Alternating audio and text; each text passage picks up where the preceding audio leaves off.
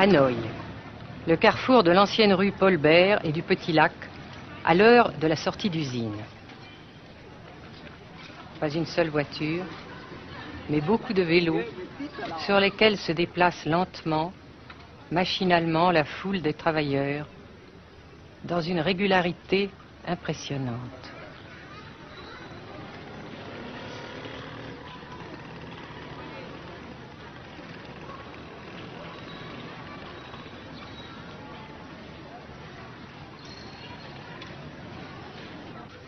La sensation que ce pays est anormal ne nous a pas quittés au Nord-Vietnam.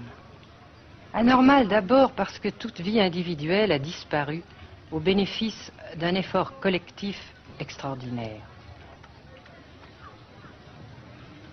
Dirigé d'une main de fer à l'intérieur d'un dispositif de sécurité draconien. Anormal ensuite parce que dans ce pays coupé en deux depuis 10 ans, un grand nombre de familles vivent le drame de la rupture qui alimente à sa façon la guerre du Sud. Est-ce que vous pensez, Monsieur le Président, qu'il y a une solution militaire à la guerre du Sud-Vietnam? Non. Parce que vous savez que le peuple Vietnam, c'est un. Et le pays du Vietnam, c'est un. Les Américains ont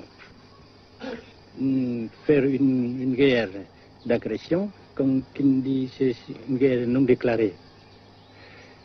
Et, comme vous savez aussi, vous avez pu lire dans la presse, n'est-ce pas, mondiale, que plus la guerre prolonge, plus les Américains et leurs valets, n'est-ce pas, comment dire ça,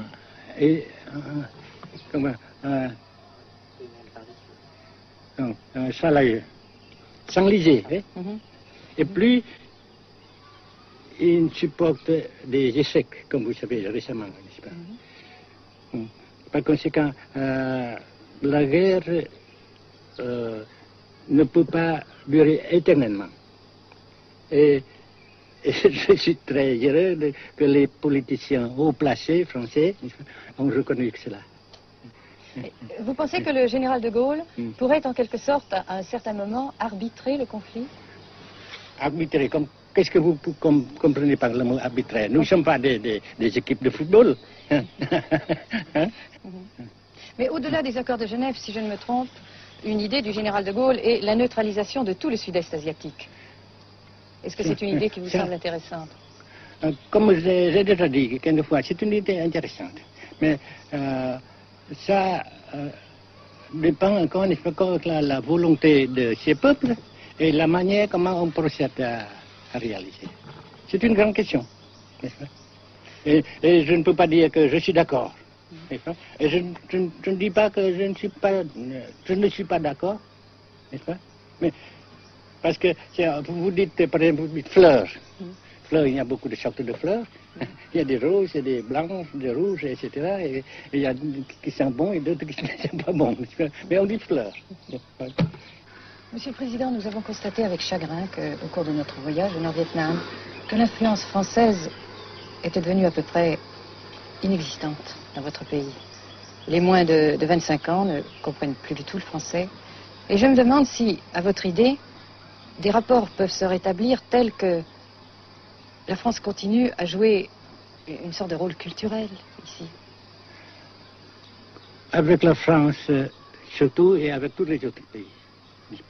Nous voulons avoir une coopération amicale, culturelle, économique, etc. Mais je suis sûr que vous ne voulez pas avoir, n'est-ce pas, que la France ait l'influence qu'elle avait avant. C'est une autre chose. Naturellement, c'est une autre époque. Mais coopération culturelle, économique, qu'est-ce qu'il y a encore, sportive par exemple, oui. etc., n'est-ce pas, nous le désirons. Si la guerre se cristallise au sud et se poursuit encore pendant quelques années, pensez-vous que l'avenir économique du Nord-Vietnam soit viable? Je suis sûr que c'est non seulement viable, mais ça progresse. Parce que vous avez vu vous-même, vous avez constaté vous-même qu'ici, nous travaillons beaucoup, notre peuple travaille beaucoup, avec abnégation, n'est-ce pas, et avec dévouement, avec enthousiasme. Et d'un côté, nous travaillons pour, comment dirais-je, pour, principalement, n'est-ce pas, de nos propres forces, de nos propres... Et aussi, nous avons, n'est-ce pas, l'aide fraternelle des pays socialistes, n'est-ce pas. Alors, nous, jusqu'ici et après cela, n'est-ce pas, nous avons déjà réalisé des progrès. Pas très grand comme nous voulons, mais nous avons réalisé des progrès. Et dans l'avenir, nous progressons de même. Mais vous mentionnez là l'aide des pays socialistes. Est-ce que cette aide ne s'est pas trouvée légèrement compromise à la suite du conflit idéologique entre la Russie et la Chine? Non, parce que ces questions, n'est-ce pas, différences idéologiques entre nos différents partis frères, c'est nos affaires intérieures. Ça passera. Et l'unité, ça se fera. Mais l'aide fraternelle continue et continuera.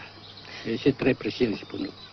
Bien sûr. Mais certains ont l'impression chez nous, Monsieur le Président, que le Nord-Vietnam se trouve actuellement assez isolé, asphyxié même, et que politiquement, il pourra difficilement éviter de devenir une sorte de satellite de la Chine. Qu'est-ce qu'on peut répondre à cela?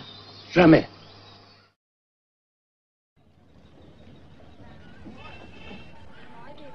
À Hanoï, la vie continue, malgré les alertes, malgré l'évacuation de plus de la moitié des habitants.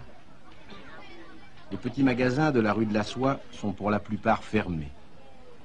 Seule la trêve du Tet et ses fêtes de famille devaient redonner pour quelques jours un peu d'animation à la ville, avec la traditionnelle branche de pêcher en fleurs, symbole du nouvel an lunaire et du printemps tonkinois.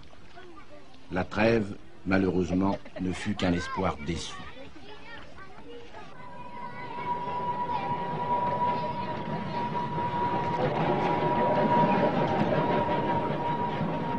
Dans les rues, de grands panneaux de propagande donnent les informations de guerre, les statistiques officielles et quotidiennes des pertes américaines.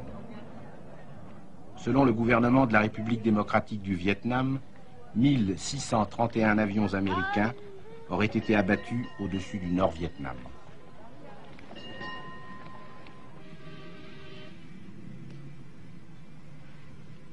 Le grand pont d'Oumer, construction métallique de 2 km de long à la sortie nord-est de Hanoï, assure toujours la traversée du fleuve Rouge. Sa sauvegarde est capitale. La défense antiaérienne du Vietnam, tant redoutée par les pilotes américains, dispose de nombreuses fusées solaires de fabrication soviétique. C'est la première fois que nous pouvons vous les montrer. Les rampes mobiles de lancement sont déplacées chaque nuit afin de déjouer les repérages.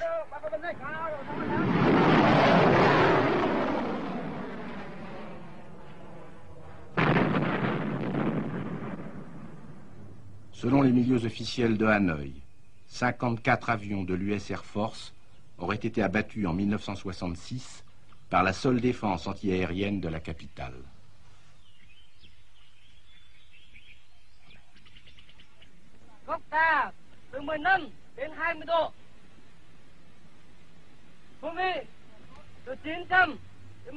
Pour la première fois également, nous avons pu voir les pilotes et les avions de chasse vietnamiens. Pour la plupart, leur formation a été assurée en URSS.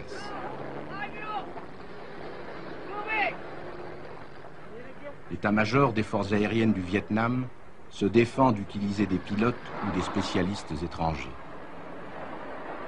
Les MiG-17 et 21 participent de plus en plus nombreux à la défense du Nord-Vietnam. Les résultats des combats aériens sont mal connus et contradictoirement mentionnés dans les communiqués vietnamiens ou américains. Le général Vo Nguyen Giap, ministre de la Défense, a répondu à nos questions concernant le point de la situation.